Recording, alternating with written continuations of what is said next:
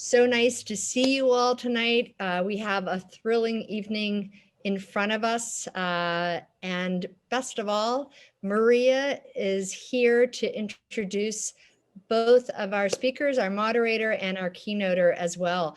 Maria is joining us from Berkeley, but she comes from a little bit further away than that. She's studying business, and Maria, I'd like you to go ahead and take it away. I'm going to stop the share. Thank you, Victoria. Hello, everyone. My name is Maria Damien, and I am a senior at the Haas School of Business, graduating in December. Now, one of the reasons why I applied to Haas in the first place was because of its culture. Specifically, I was fascinated by its 4 defining principles, which, by the way, are confidence without attitude, student always, beyond yourself, and question the status quo. I still remember the very first time that I found out about these principles, and I was thrilled. I wrote them down on a piece of paper, I put them up on the wall, and they really motivated me throughout the years. So tonight, we actually have the honor of hearing from the creator of those principles, who will be our moderator tonight, and that's Lyons. Dr. Lyons was the 14th dean at the Haas School of Business until 2018. He is the first Chief Innovation and Entrepreneurship Officer, and he's also the coordinator of the Berkeley Changemaker program, which cultivates innovative leaders to question the status quo. Dr. Lyons is a Cal alum, so go Bears. He graduated with high honors from Haas and pursued his PhD at MIT. He taught at Haas for many years, and he was awarded the Distinguished Teaching Award, which is the highest honor that a professor can receive, as well as the Chait Award for 6 times. Some other highlights include being the Chief Learning Officer at Goldman Sachs and teaching at Columbia Business Schools for many years. Dr. Lyons will moderate our conversation tonight with keynote speaker Marla Beck. Marla is the CEO and co-founder of beauty giant and industry pioneer Bluemercury, which is a leading luxury beauty retailer that offers a wide variety of makeup products and skincare, hair care products, as well as perfumes. Besides, it also offers spa services. Marla is a Cal graduate as well. She graduated in political economy, and right after college, she started working at McKinsey & Company. She worked there for 2 years, and afterwards, she pursued a dual master's degree from Harvard, one in public administration and the other one in business administration.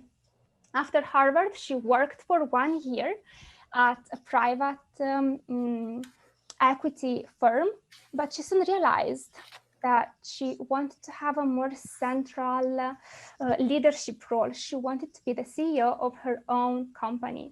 And that's how Bluemercury started in 1999. She co-founded it with her future husband, Barry Beck, in 1999.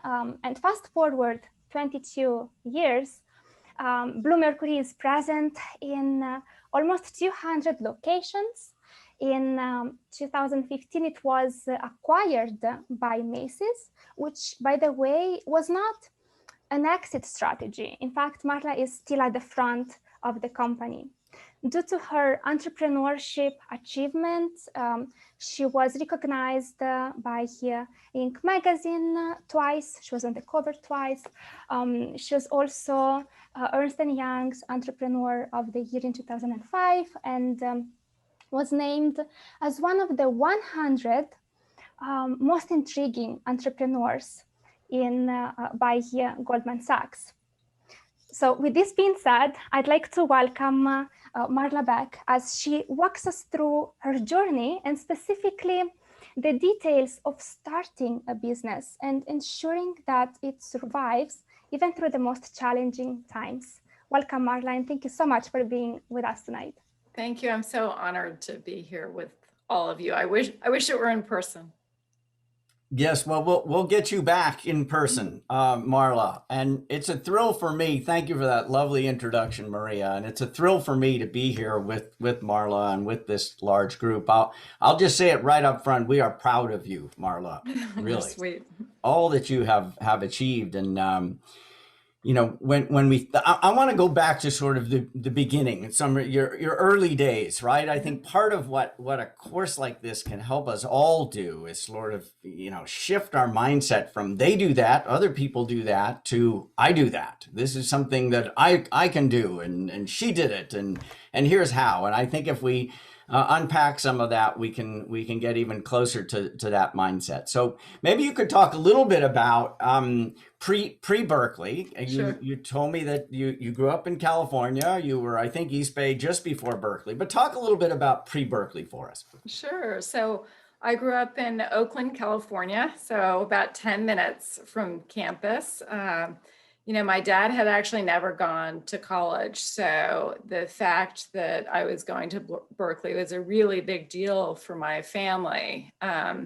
My mom had gone to University of Arizona and had been a teacher, and my dad was an insurance agent and then became a real estate developer, learned everything on his own. And when I went to Berkeley, you know, my dad was so happy because it was also way more affordable than private schools. It was $1,600 a year. And so, you know, the great institution that Berkeley is at an affordable price was so important to my family. I had been an athlete, you know, editor of the yearbook.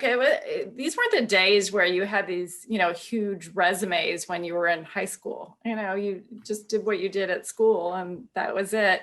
I actually played junior volleyball for the Cal Golden Bears team. So I happened to sneak onto campus a couple times a week.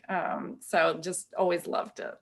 Well, and so, I mean, it was a thing that you knew about. And then when you, so in those pre-days, I mean, did you think of yourself as an entrepreneur? I mean, no, it's a good question. So I thought of myself as wanting to go into business. So, you know, my dad had me work in his accounting department during high school summers. And that was back when you did all the accounting by hand with like carbon paper to try to copy everything. And you had to balance to the penny. So I think I was exposed to the guts of business without really understanding that I was at a young age. You know, I worked at a retail store in Montclair on Saturdays. You know, I had odd jobs, and I don't think the word entrepreneur was not as common. I don't think I saw my dad as an entrepreneur, and I certainly did not see myself as an entrepreneur. There were no lemonade stands. There were no like genius sort of businesses that I had created in high school. I was just an average kid that liked sports, hung out with my friends, and, you know, happened to be exposed to business through my dad. And because he didn't go to college, he was always reading. He was self-educating. And so we got like a subscription to The Economist, and, you know, that was a big deal for us, and the Wall Street Journal. And so we bonded over business. So I think I saw myself as wanting to go into business someday, but not as an entrepreneur at all. Like if you had told me, even when I graduated from Berkeley, I don't think I saw myself as an entrepreneur. So things can really change.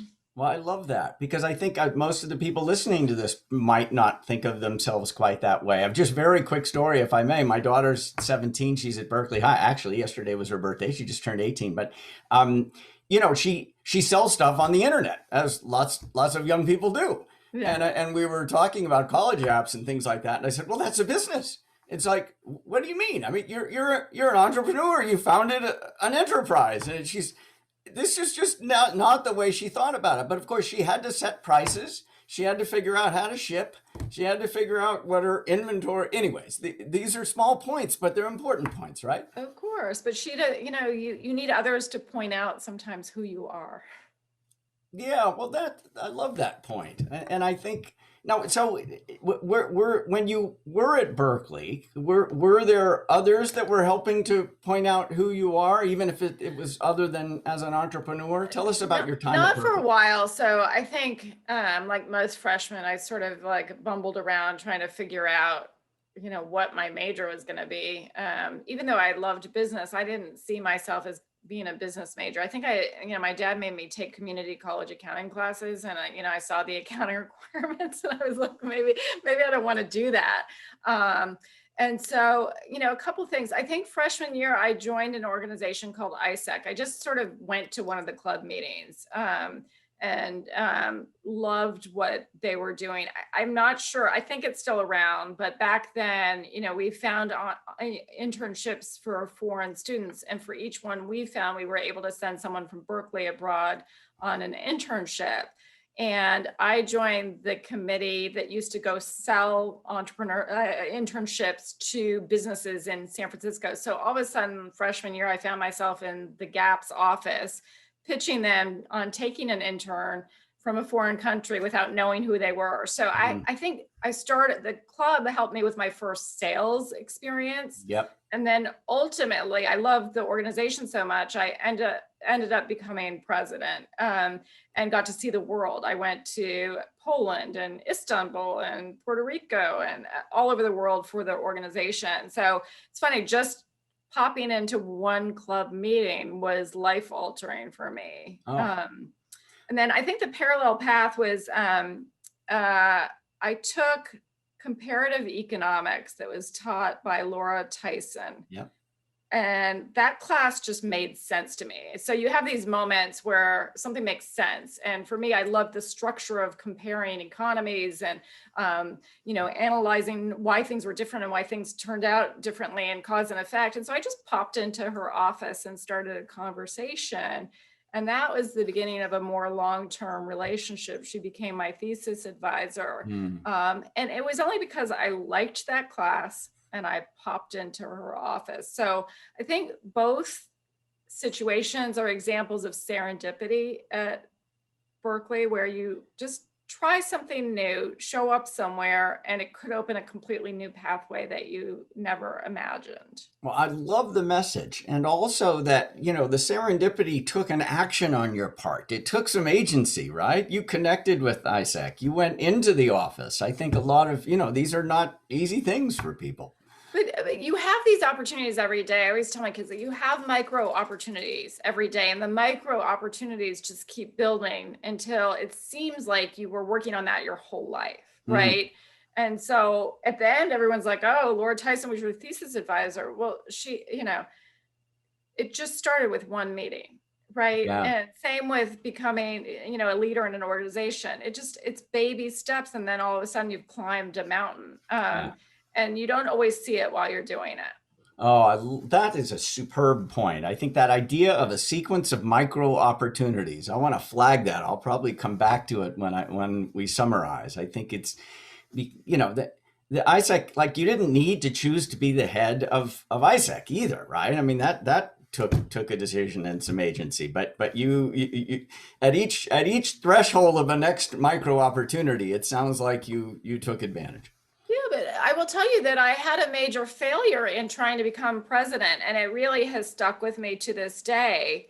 I ran against someone, and neither of us got enough votes to actually be president. And so, it was kind of devastating for both of us. And so it was really the first time I learned how to reflect on my own and how to ask someone for tough advice.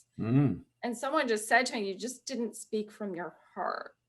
Wow. You had plans and, goals, and you didn't connect with other people.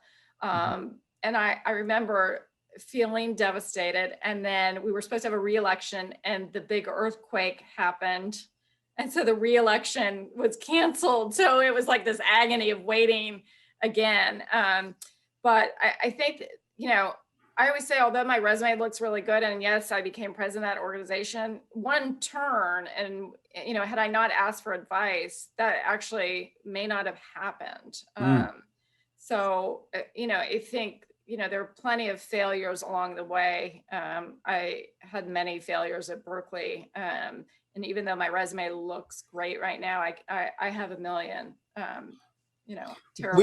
We should all have a shadow failure resume, right? So that people can see what's in between all the spaces. But so thank you for putting up on the board here. We can see, I mean, we could talk about any one of these pieces in significant detail. I'm so appreciative that you brought up that challenge when running for the leadership of ISAC. And also, I think that's one of these things. It's hard to know how we should show up when we're taking that next step, whether it's a leadership role of what have you. And that one of your first big messages or bits of feedback, if you will, is that you didn't show us you actually were trying to be something other than who you are, and you would have been more successful if you kind of were more you. I wish we had the book on authentic leadership back then. We didn't have that book. Well, and we didn't even use the term back then, right? I mean, you've helped me understand a few things in the conversations we've had about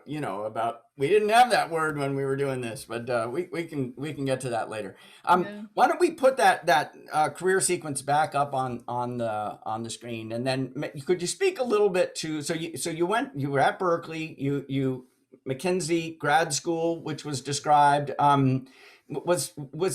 McKinsey feel like it was the sort of role you wanted to be in, or were you learning about what you might want to do? I mean, I loved it when I was there. I mean, I became a spreadsheet junkie. I learned how to analyze businesses backwards and forwards. I happened to be on a lot of growth projects. So there was a power company that we did a global growth strategy for. So between really diving into numbers again, which has been a pattern in my life, and dealing in growth, I think I was really loved what I did. It was great training. So much so, I was going to go back after graduate school. I mean, I love the environment, love the energy, didn't mind working till 12 or 1 in the morning every night. But grad school really opened up the next world for me. And similar to Berkeley, it just put me on a different path. So, I went, I always loved economics, so I couldn't just get a business degree. I really wanted to do work in small business development and economic growth. So I did the master's in public administration at the Kennedy School. When I was in graduate school, it was the beginning of the .com boom. And so it was a really unique time. We were sort of very behind. We had just gotten our first email addresses, and the school was experimenting with an intranet, but there were all these young startup founders coming to campus, and the word entrepreneurship as a practice, as a study, was new. The division at the business school is called the Small Business and Entrepreneurship Group, and so the beginning of sort of this these venture-backed companies was brand new. There was an entrepreneur that came to campus, 30 people showed up, and he was describing the internet, e-commerce, and how we were going to buy books on the internet. And it was Jeff Bezos. Yeah. And honestly, it was pre-IPO. Nobody really knew about him. It was one of those, I just happened to show up again.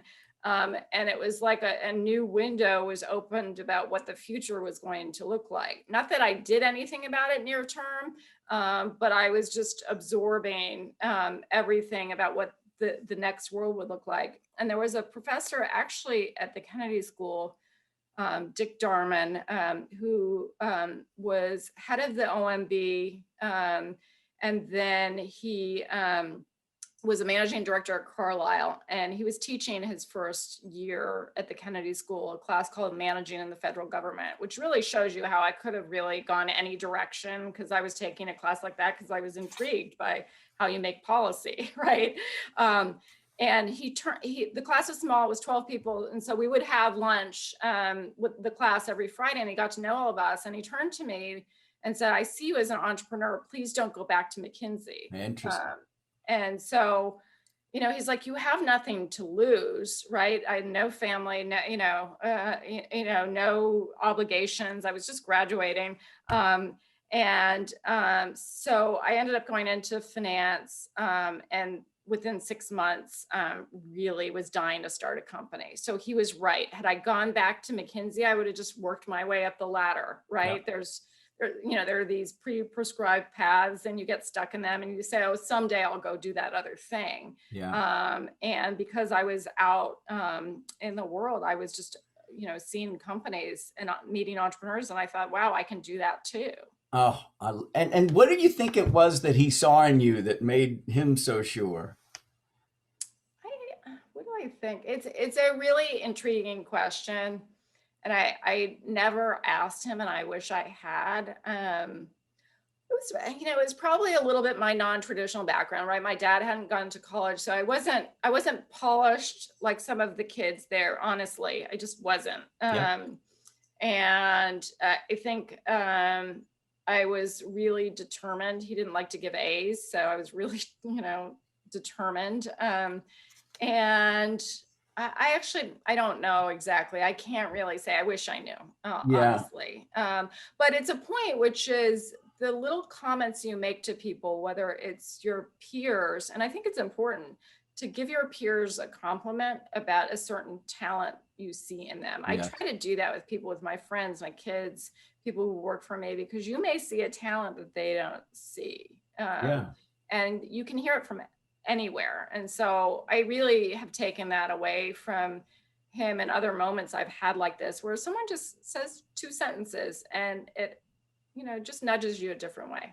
Oh, I love it. Well, and often, as you suggested, it takes an act to provide that kind of feedback, and especially as later on in life, right? It's sort of you want to give back, and so I know you do a lot of mentoring and sponsoring and advising and so forth, right?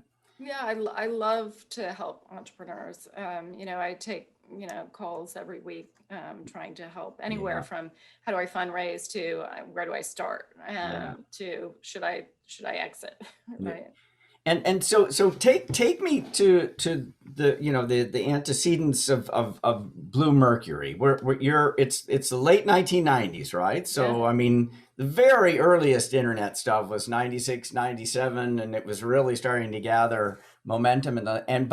But you were going to a different place. You had a sensibility that there was an opportunity there. That I know there was competition, but some weren't seeing it the same way. Yeah, so there were a couple of things going on. So I had met Jeff Bezos, then I met my future husband, Barry, who had already started 2 or 3 companies. So he was an entrepreneur that was just started nudging me and saying, go somewhere else, go do something, start a business, why not? And so we started looking at ideas together. And I had always been a beauty junkie as a hobby. Like, I knew everything about beauty products. I was intrigued by them. There was a little store on College Avenue that was called The Body Shop and then converted to Body Time. They're still in business in Berkeley today. They used to hand mix everything. California was always a hotbed of new beauty brands. It still is today. And so I just knew and was watching all the new ones. In Boston, I couldn't find any of the brands I liked. And so the idea we came to was, let's start a beauty e-commerce company. No one else was doing it. Everything was new to the internet. And so we went out and raised $1 million in 2 weeks with literally, people ask for the business plan. It's an embarrassment, actually. I can't even show it because it was like a PowerPoint that was ridiculous. It was just a different time, easy time to raise money. And we were off to the races. And then, worked on building the site, which back then, building a site was, you were coding software, you were hiring people to code software. There was no Wix where you could build a site for free in like 10 minutes. So it was a multi-month endeavor. And we knew we were, it almost cost $1 million to build a site back then. We knew we needed a follow-on round. And so we went to all the VC firms and they told us, look, there's 4 or 5 other players doing the same thing. And by the way, they each raised $10 to $20 million. So you're behind. And we saw the writing on the wall right away that we were going to be in trouble. And that was, many sleepless nights about what do you do when you realize you're going to run out of money, right? We were going to run out of money. no Well, question. yeah, and a couple points I'd love to make. One is this idea that you had a deep personal interest in this sector, right? The Yeah. word passion, let's not even use it, but it's sort of like, wait a minute, this gets me out of bed in the morning. So Yeah. let's marry this with this entrepreneurial instinct that I have and see what happens. I just want to flag that.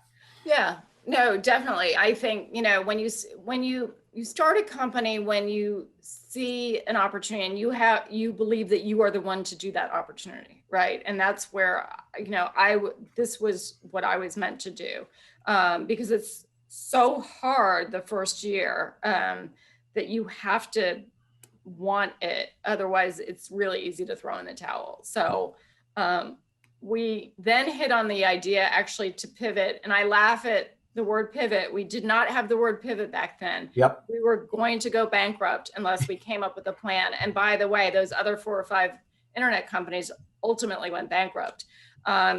But so we thought about the beauty industry, and back then you could only buy cosmetics at drugstores or department stores. There was no such thing as a freestanding beauty store. Sephora wasn't in the country.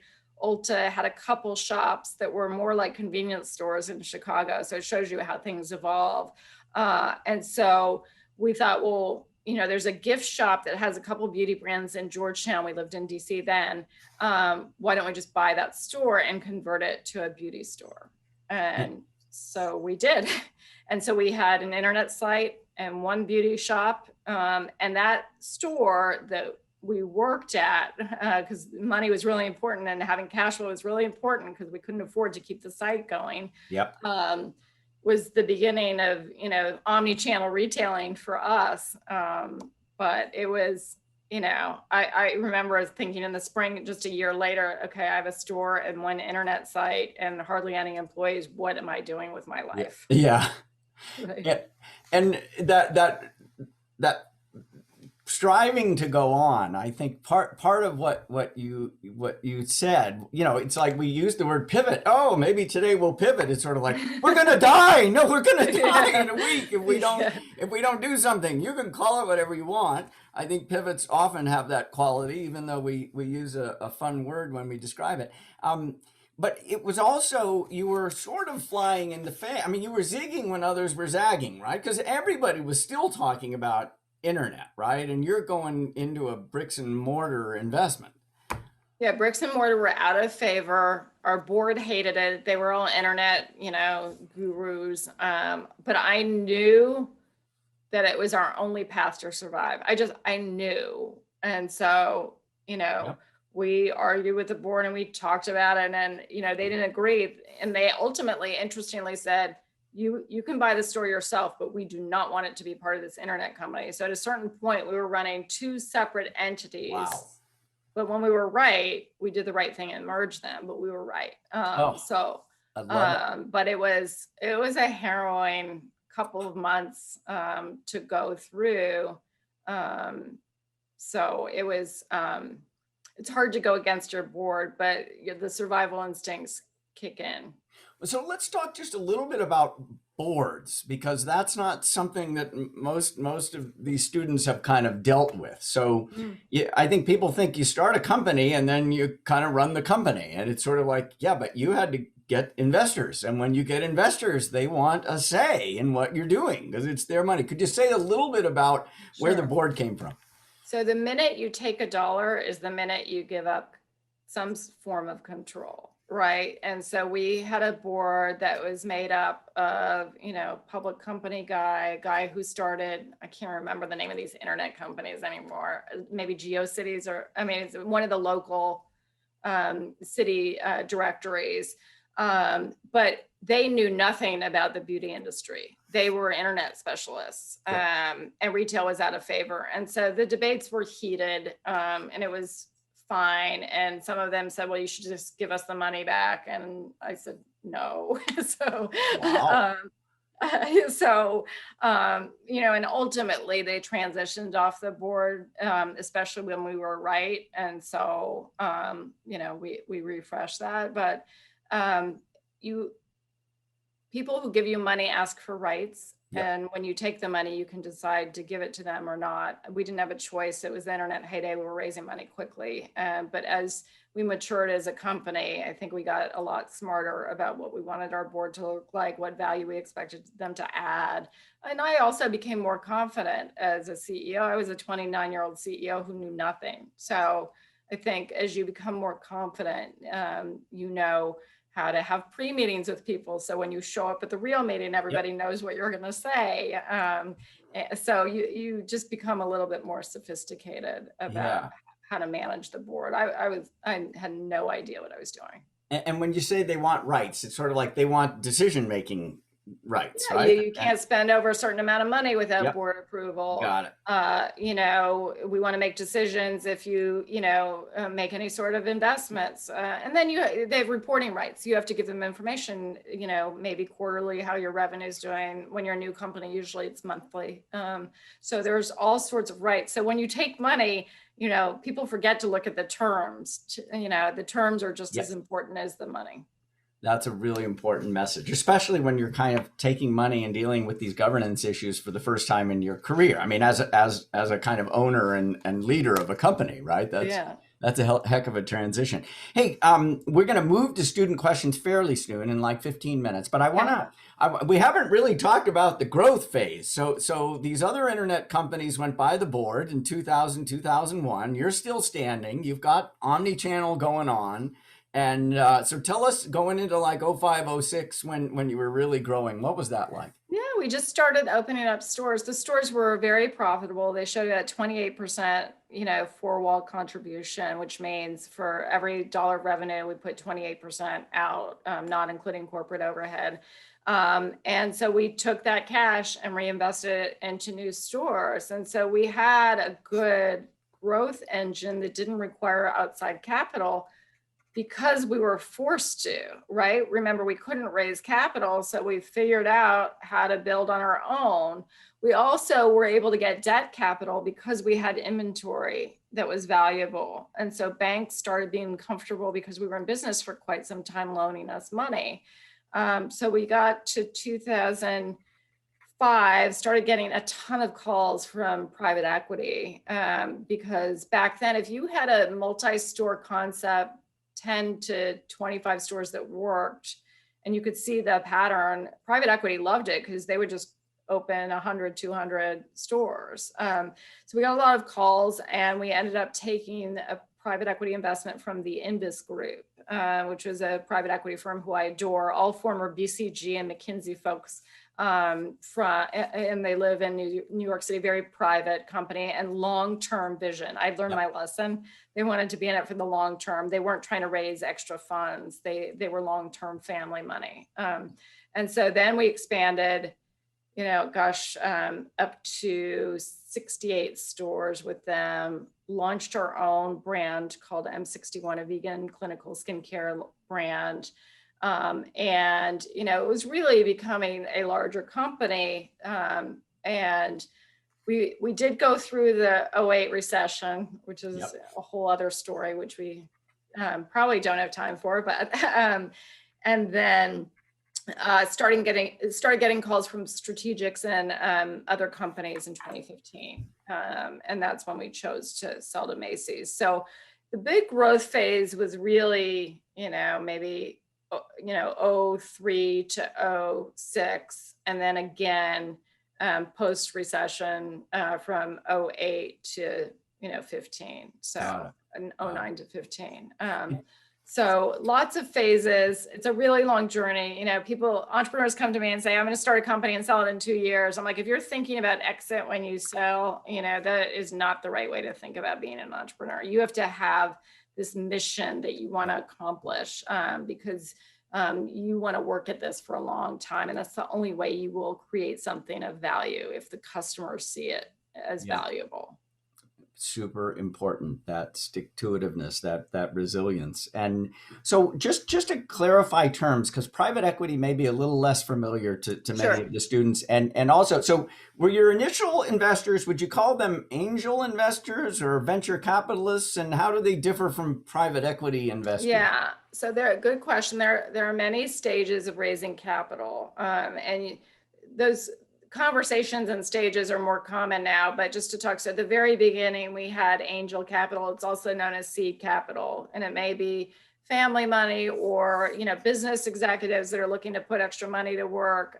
So just from, it's like you're passing the hat off. And then you start to get institutional money from venture capitalists, whether it's Series A, B, C, like, Peter Thiel's fund. People have heard about the Kleiner Perkins, these big funds. And these are getting a little larger amounts, right? Larger amounts, and you may not be profitable yet, but that's okay. They're willing to grow with you. Private equity tends to invest in businesses with cash flow, or businesses that are at scale.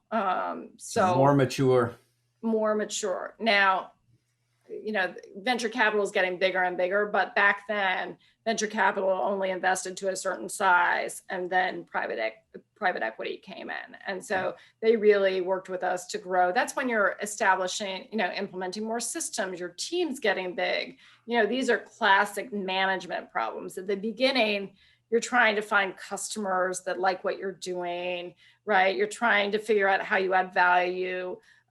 You're really trying to figure everything out. Once your business is more established and more predictable, that's when private equity likes to come in.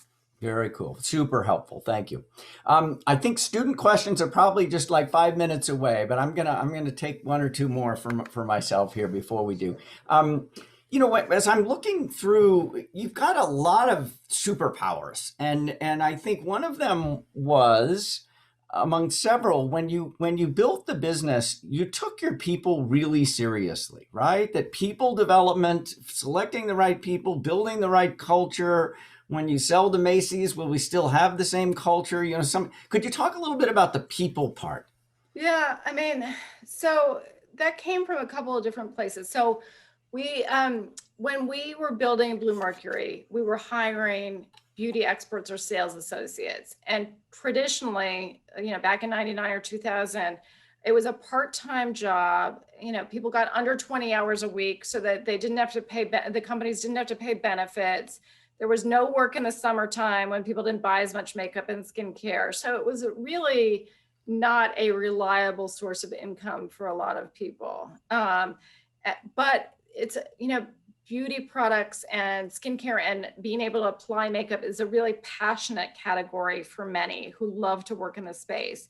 And what I think we realized that if we hired beauty experts full-time and gave them a career path, it would be a huge advantage for us because they would have all of the knowledge, the clients would love them, and they would grow and be loyal to our organization. And people used to say to me, yeah, but that's not how retail works. You can't pay benefits. The economics don't work. Everybody had their economic argument. And I said, no, I really believe this is important.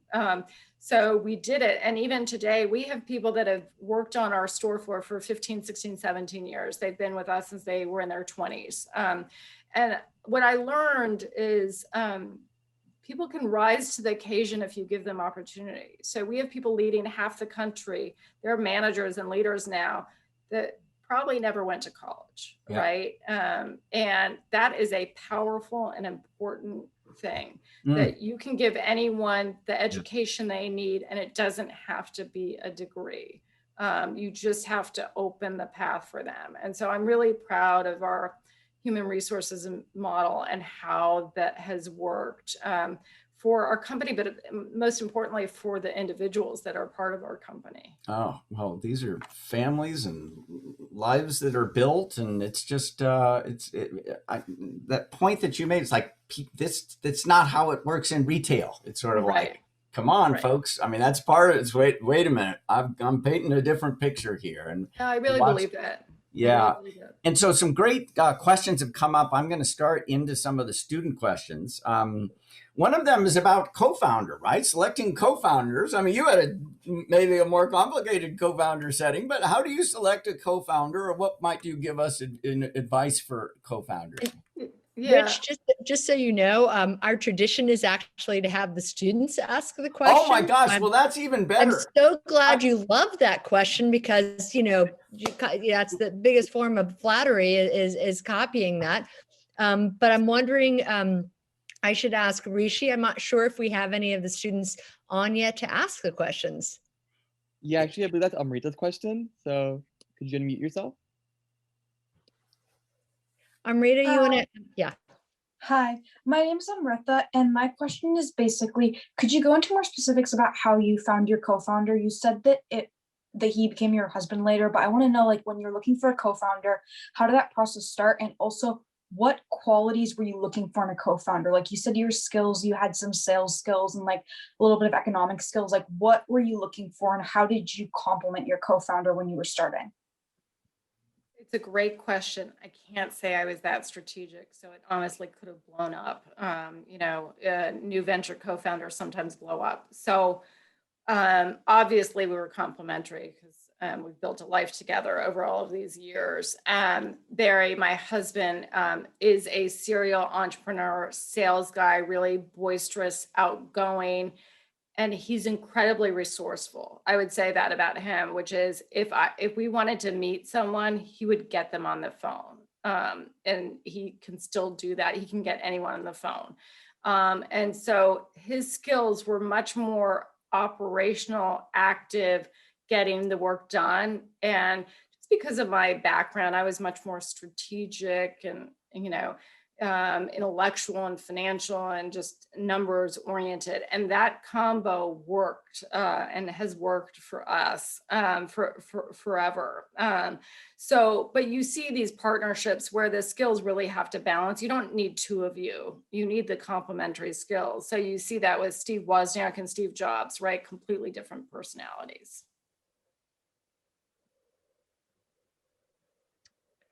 That's great. I appreciate the question. I think, Arun, you may have had the next question. If you can, it's nice if you can start your video so we can see you also, not just your name. Sure. Is my video on? Are we good? Yes. Wonderful. Hi, Marla. Hi, Rich. Thanks so much, guys. I'm Aram, and I was thinking a lot about how you talked about starting Bluemercury. Was you kind of took some time, you sat down, you started brainstorming, what do I want to do and how do I want to take this entrepreneurial journey? What was your process for coming up with ideas broadly? It's a good question. I mean, we just started ideating. Literally, we had super dumb ideas like certified email, which could be DocuSign today, but we didn't envision it like that. We literally had lists and lists of ideas, and we would just sit, at dinner, at night, in the morning. What about this? What about this? You just start, if you find the right person that you can bounce things off, you just start writing ideas down and then going down sort of, a rabbit hole, look at it and decide if you like it. You have to really like your idea. Like if you do something you don't like, it will be hard. And that's one thing I realize now, like some of those ideas, had we selected them, I would have not enjoyed myself and not been able to get through the tough times. The thing I would do today, we didn't have this then, but we didn't have Google or Yahoo or anything. So I would start looking at every VC firm and what investments they're making, because you start to see how they're thinking, and their job is to think about the future. And so, if I were ideating today, I would literally just start looking and going down the list and seeing what made my heart sing. Like if your heart leapt at one of the ideas and said, oh, I wish I thought of that, that's the direction you should go in, right? So I think brainstorming should start with something like that, and then go in the direction that, you want it to go. So was it more like a passive process that happened over a relatively extended period of time? Is that how you would describe it? No, I think we decided we wanted to start something, that we were in the wrong place. It was like the e-commerce craze. We were going to miss this whole new world that was opening up, right? So it's like, I was thinking about it today, like Bitcoin. I'm like, is that a world I'm missing, or is it going to go a different direction, right? You're not sure. It got to the point where we were sure that that was the future and we wanted to be part of it. We were probably a little too late because everybody else decided at the same time, but fine. It's not an obvious process, right? You just start going and going. And the more you read and, get out of what you're doing right now, or, talk to people, the easier it'll be to come up with ideas. Got it. Thank you so much.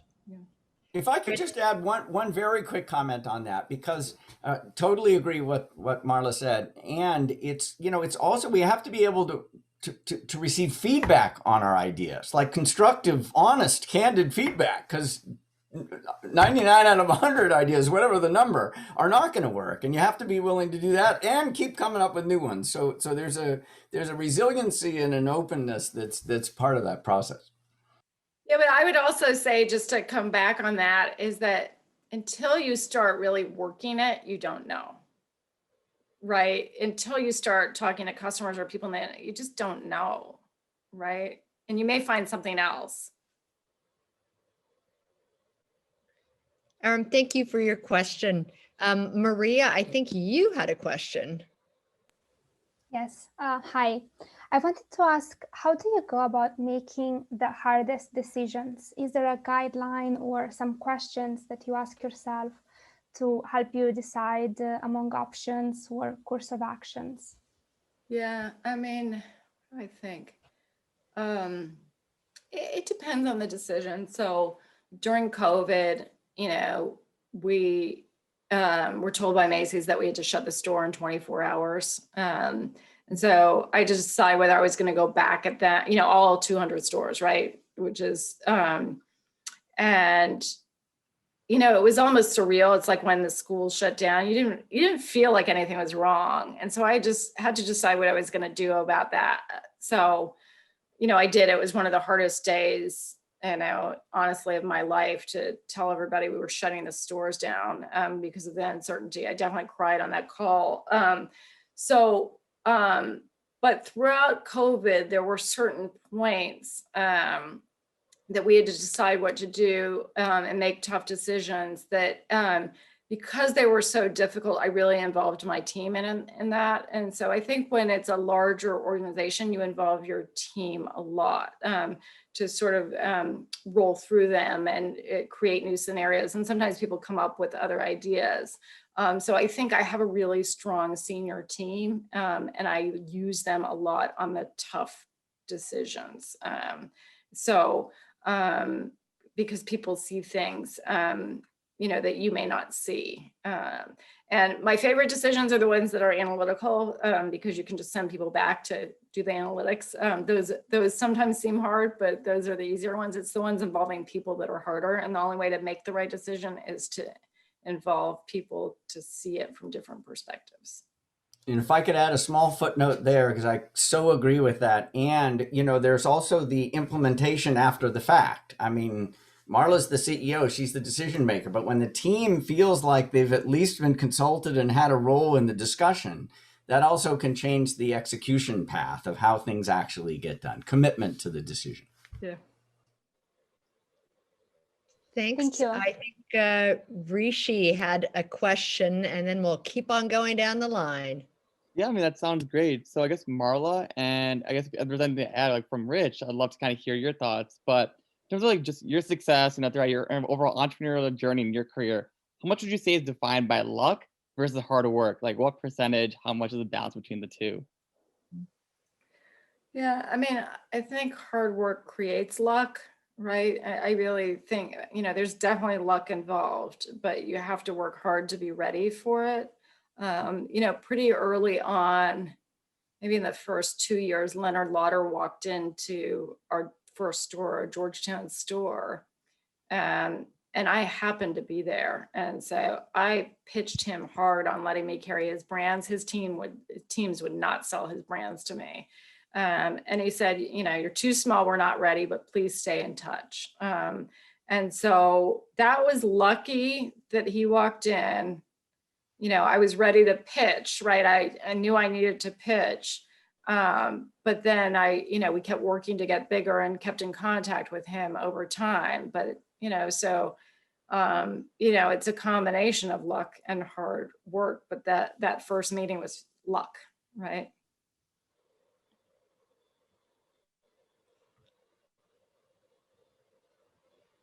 Rich, do you have some thoughts? Well, I'd be happy to. I don't mean to butt in. Marla is the speaker here, but I guess consistent with that, I learned a lot of things from Marla already tonight. And one of the things I love is when she talked about micro opportunities. So sometimes, when we think about luck versus kind of skill, it's like it's a coin flip. Was it heads or was it tails? But if you thought about it as 1,000 micro opportunities that you kind of nudged because you did the right thing toward a higher likelihood of good rather than bad, and then you add up and you get 600 heads rather than 500 heads, that makes all the difference. And so I think there's randomness in the world, yes, but when you can tilt the probabilities by thinking about micro opportunities the right way, the sequence ends up in a very different place. Yeah. Thanks, Rishi. Sailesh, and please pronounce your name the correct way if I did not. Oh, you're absolutely right. Thank you so much, Victoria. Very nice hearing from you, Marla and Rich. Thank you for taking the time today. Marla, you've obviously been a successful entrepreneur over multiple decades now. So what is that, putting it in a scientific way, the quanta of energy that you possess that keeps you motivated, that basic unit of this is what I need to prove to the world, that effectively makes you ship yourself out of bed every day and work that hard every day for multiple decades? Actually, it probably changes over time, I would say. I think early on, I had this burning desire to build a great company, right? I would say, I worked at that. I was proud of our human resource strategy. I wanted to expand our stores because our clients love them. So I just wanted to build an enduring company. I'm a huge Jim Collins fan. So, I really thought about that. Today, it's more, the relationships I have, right? It's, I'm there for my team. I'm there for my family. I'm there to help entrepreneurs. It's really, different. I don't feel like I have anything to prove anymore. So if I can nudge someone in the right direction or make them feel better about a decision they have to make, or, take some stress away from someone, I feel like I've accomplished something. So it's very, very different now. Clay Christensen wrote a book. I took his class in graduate school. How will you measure your life? I love that book. And it's really 3 main lessons, right? Find meaningful work, have meaningful relationships. And the third one is don't go to jail. I really think that's important, actually, because it reminds us of ethics and how ethics, can be a slippery slope, because I don't think anyone ever intends to break the law and do something terrible. It's just little bits at a time. But the meaningful relationships part is the stage I feel like, I'm at and work on with my family members, with my friends, with, my team, and with people I can help. So I do recommend that book. Yeah, Clay's book is awesome. She also mentioned Jim Collins. My favorite Jim Collins book is Good to Great, but you may have read others. But he just republished Beyond Entrepreneurship. Oh, is that right? Okay, Mm-hmm. Great. So Jim has also written some great stuff. I think one thing that when I love this question too, and I was asked when I was dean, they were interviewing me in front of the whole staff, and they told me what questions they were going to ask me. It was a staff town hall, but one of the questions was, what is your 6-word memoir? I didn't realize the genre existed. Some of you may know this, but it's like, how do you describe your life, what you're about, in 6 words? Well, that's a hard question. Even if somebody gives it to you in advance, it's a hard question. But what I said was, and I still feel like it's pretty close to for me, the right answer. And what I said was lifelong, that's 1 word, even if it's a hyphen, I want to be clear. Lifelong love affair with ideas, learning. That's just what gets me going. And you could say, where's your family in that? Where's, but ultimately it's sort of like when you distill where you find your best energy, it's like, do something that loads heavily on that. I think that's part of what works for me. Great. That's great. I just have to add my 2 cents on Clay Christensen. He passed away last year, but he also wrote The Innovator's Dilemma. If you all are interested in books, even though he wrote that last century, it is so applicable today.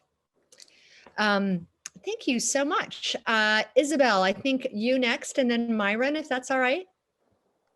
Awesome. Thank you so much, Victoria. Hi, Rich. Hi, Marla. Thank you so much for being here today. I've been taking a million notes, which means that I've been, in Zoom it's very hard to be concentrated, but it's been amazing. So thank you.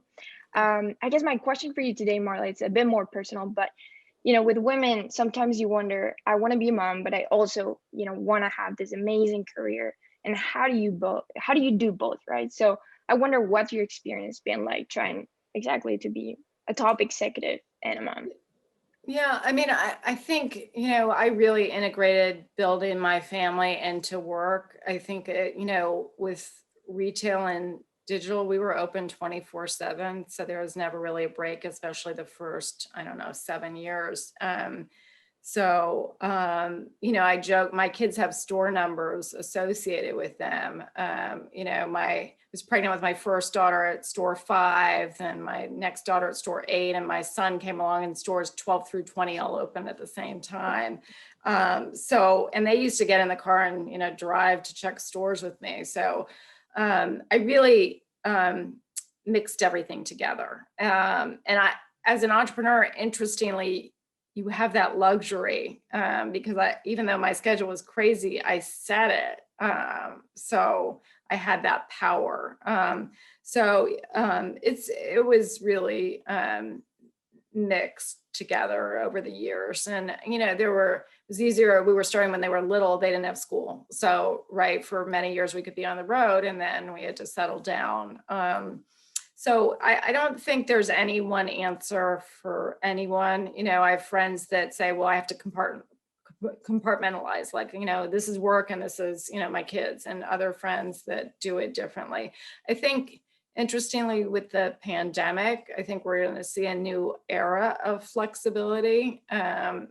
So I think there will be lots of opportunities to work from home with the right companies, right? So, there's just not an easy answer. And there are certain times, there was a time when my daughter wrote me a note and she says, I know, you don't really like, taking me to my soccer games, but I do appreciate it. And, that was when I realized I wasn't present when I was at her game. So I had to sort of, go a different direction with how I was being present. So you learn over time how it works for you. There's no right answer at all. But I think you have to, we talked about being your authentic self. You have to do that in all aspects of your life. Otherwise, it's too hard. Thank you for that, Marla.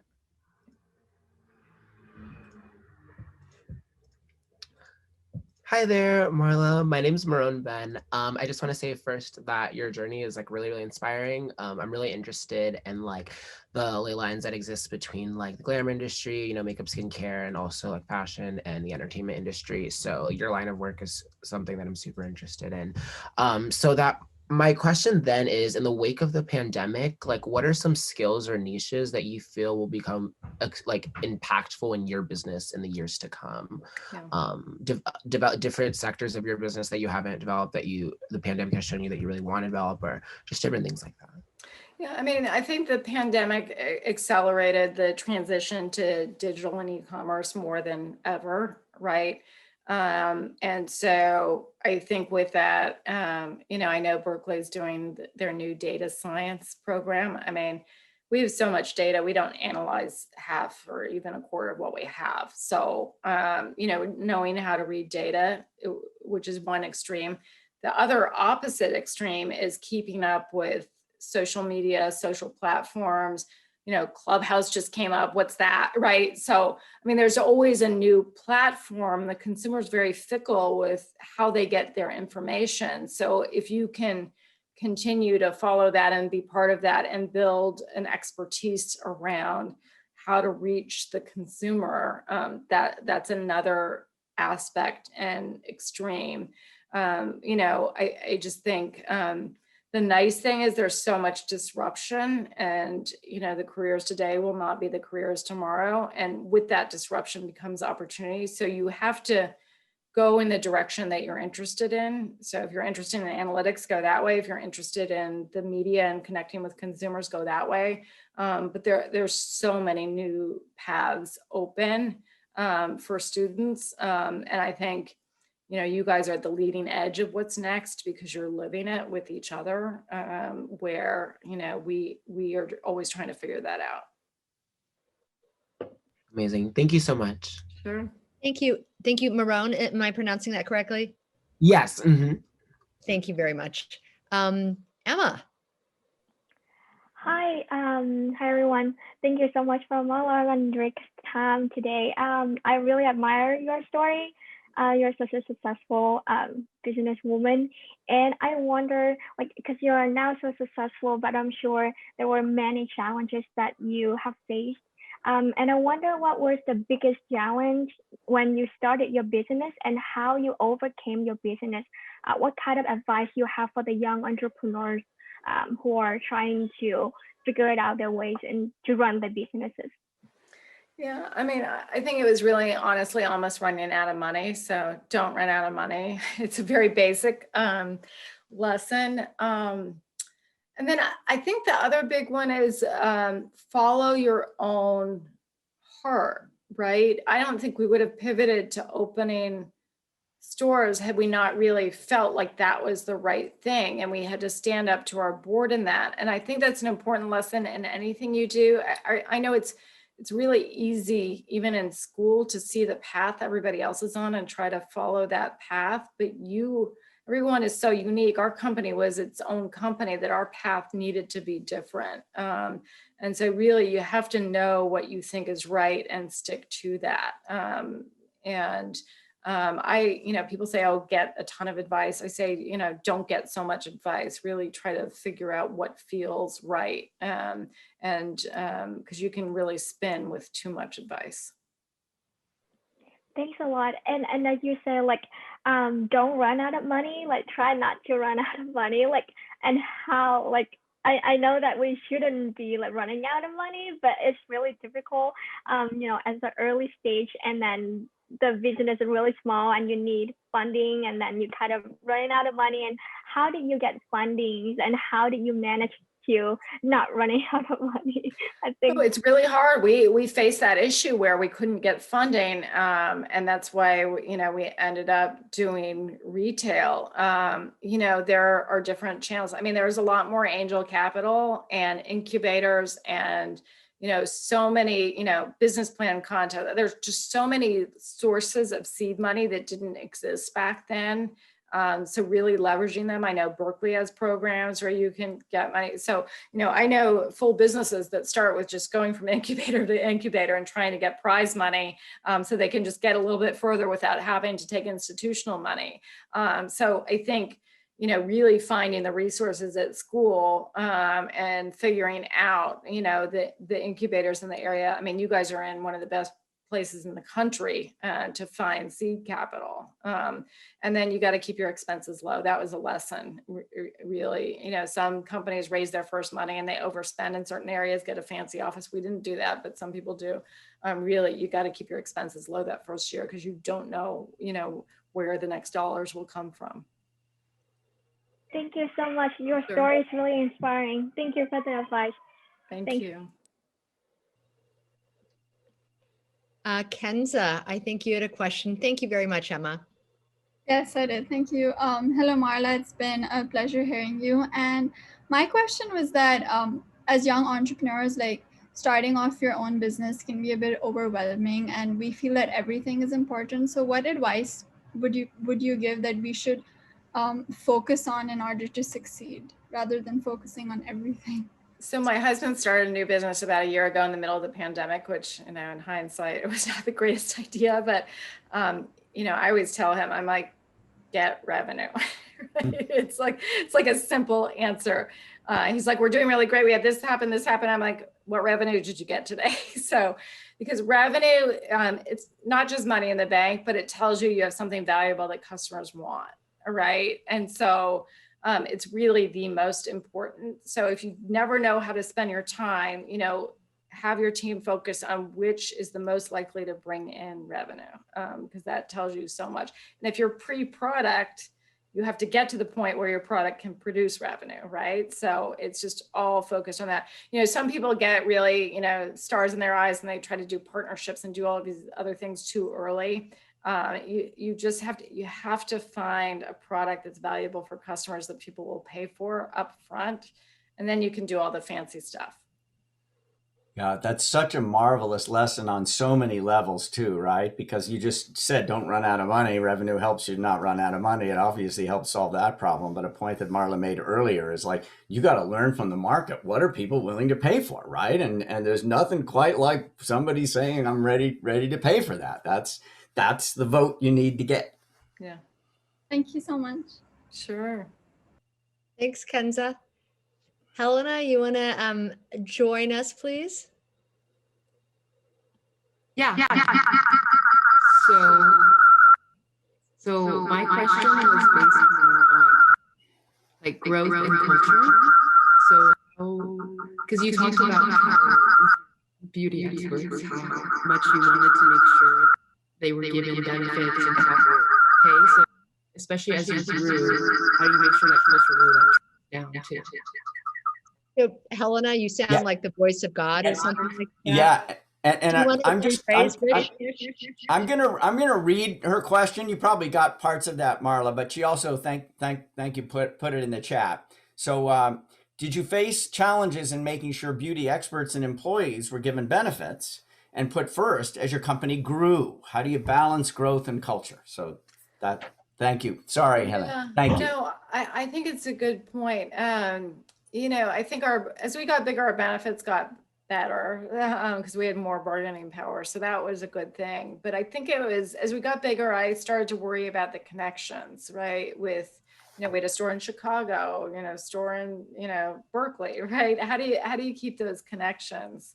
And I think what's interesting, it's much easier now with Zoom, which we always had, but it was really about leading by example and connecting with people in a pyramid way. So, we had, a district manager ran 8 stores. So I made sure I knew all the district managers really well. I think up until like 100 stores, I could see them all in a year, but it got tricky, and it's certainly tricky now. But it's really connecting with individuals. We have frequent meetings, frequent one-on-ones, getting to know them as people is the most important. So the benefits and everybody, all those things people were happy with, but as you get bigger, people want to still be part of the mission. So having a clear mission and making sure there are opportunities to connect with people and keeping that DNA. As our business grew, that was my number one job, right? It wasn't the revenue, which is important, but it was really those connections. Thank you, Helena. And I think we may have 1 or 2 more questions. I'm intrigued, Armand Tarani. I'm not sure if you have a question to ask or not.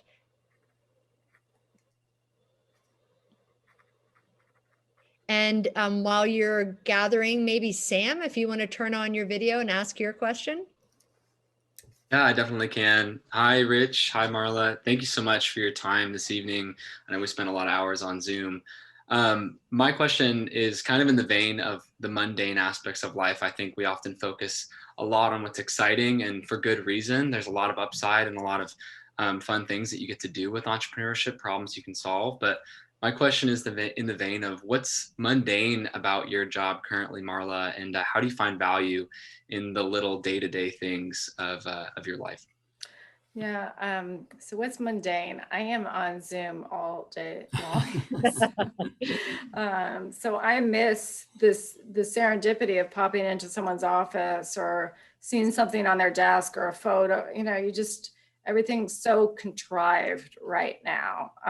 So that's really, I think, hard. We're scrambling to try to figure out what is the earliest we can start to open our office again, because I miss that. What's mundane? I don't know, closing the month, right? So, right, we have to close our books every month. What else? performance reviews, right? It's mundane to go through all of it. And I have the funny relation with performance reviews because I only want to give people positive information. I hate giving negative information. I feel like, you know, there are studies about that, but I just feel like people never take the negative information well. So why even bother? So lots of mundane things. So how do I try to get through it? I try to actually do some phone calls with, you know, one-on-one with my teams. There's something about sitting in Zoom every day that is tedious. People feel like they have to perform, where on the phone, if, you know, I'm going for a walk, it's a more casual conversation, right? Trying to build in moments like that. But, you know, I want to get, you know, I love being with you guys, but you know, the Zoom meetings all day long, just like you probably are with class, although it's a fantastic invention and there are pieces of it I want to keep in my life, like the all hands on deck company, like, you know, 1,000-person meeting. That's cool, right? You know, we never did that before, but just the day-to-day tedious part of, you know, being in meetings. Yeah.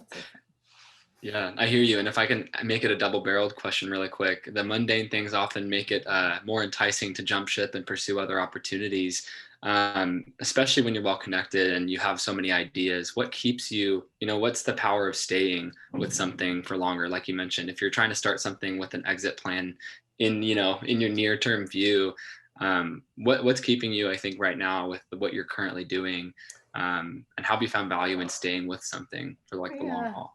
I mean, you know, for me, this is a company I built from zero to what it is today with all of our staff. It's really hard to leave people you've worked with for a really, really long time and leave this sort of DNA we created. I mean, especially last year, I tried to leave a year and a half ago. About 60 days later, they asked me to stay, and I didn't know I was going to be staying through COVID, but I think that's probably a really great thing, and because we all got through it together and, you know, are stronger as a team.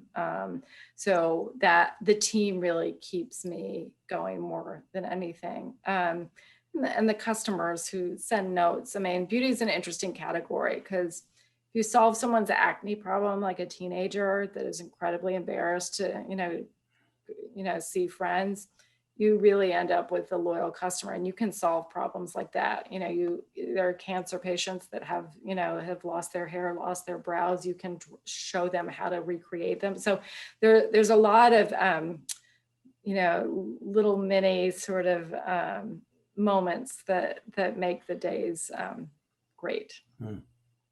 I love that. Thanks so much for your insight. Sure. Thank you. Nice. Victoria, you're on mute. Yep. You'd think at some point you'd get better about this. We have about 6 minutes and I think 2 questions. Swetha has a question, and then I think Jean Lyons is going to round us out at the end. Swetha, you want to ask your question? Absolutely. So first, Marla, just thank you so much for your time so late on a weekday evening and for just sharing so many of your insights. My question for you is just about the beauty space more generally. I think in the last 5 years, especially, we've really seen the space change. All these new celebrity beauty brands, all the digital platforms for beauty, marketplaces, like things have really shifted in ways that probably were not predicted when you first started your company. So I'm curious how you all are thinking about these new trends and these changes to how consumers are thinking about beauty, and what you are doing so that you can stay ahead of it and stay with the trends rather than falling behind and falling out of favor. No, it's a good question. So the interesting thing about the beauty industry, it's always been full of new entrepreneurs. So anywhere from Estee Lauder started, you know, from her apartment in New York City, to when I was coming up, you know, Bobbi Brown and Laura Mercier, all these makeup artists were brand new. Today, there's an explosion of new entrepreneurs. That's the most fun thing about what we get to do. We're many venture capitalists. We're choosing sort of what we think our clients are going to like, and launching new brands nonstop.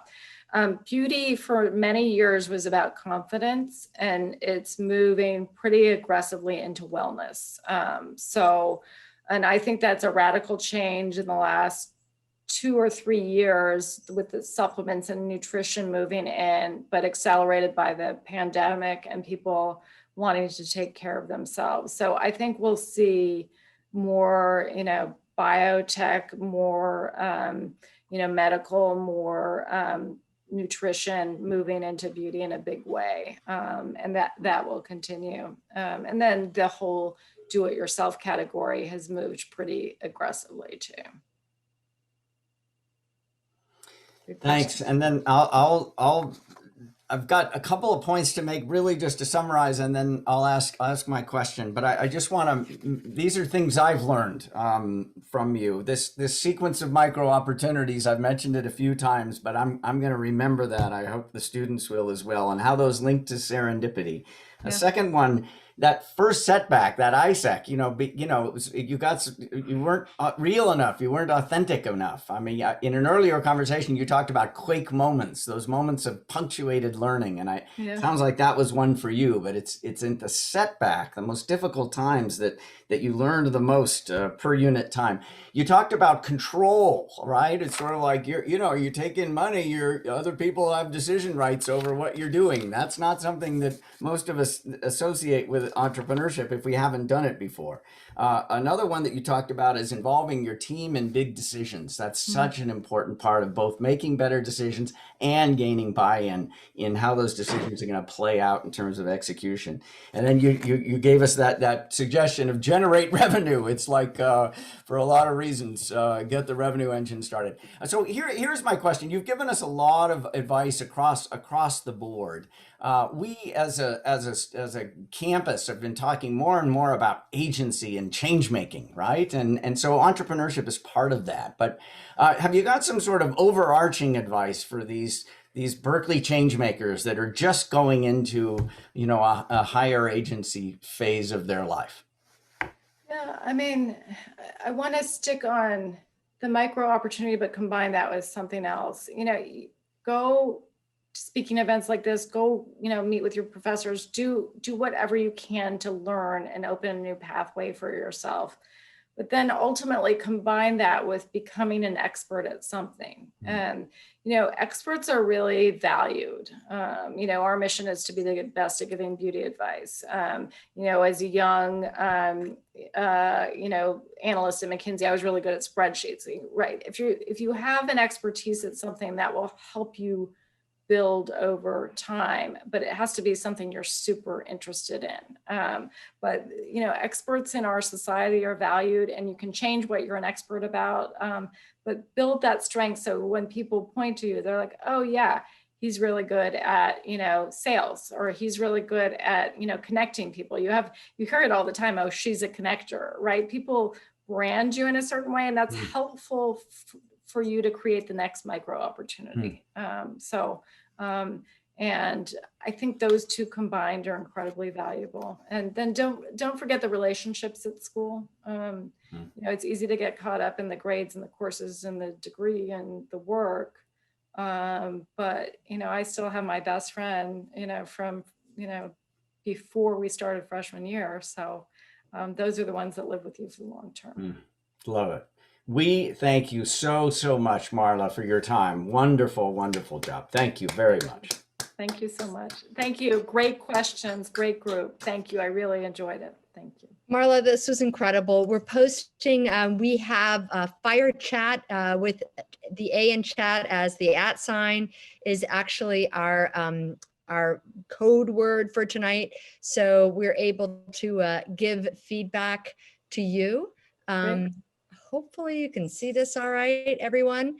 And it is fire chat. I just updated it. It's capital FIRECH @T. It has been a great evening. Pranati, does that sound all right? Yeah, I was just going to clarify that. Yeah, thank you. Fantastic. It has been great. I wish everybody a good night. Marla and family, if they're on, and Megan, I wish you a good evening. And students, thank you again for joining us. Take care, Thank you, Dean everyone. Lyons. Thank you, Victoria. Awesome. Thank you. Thanks.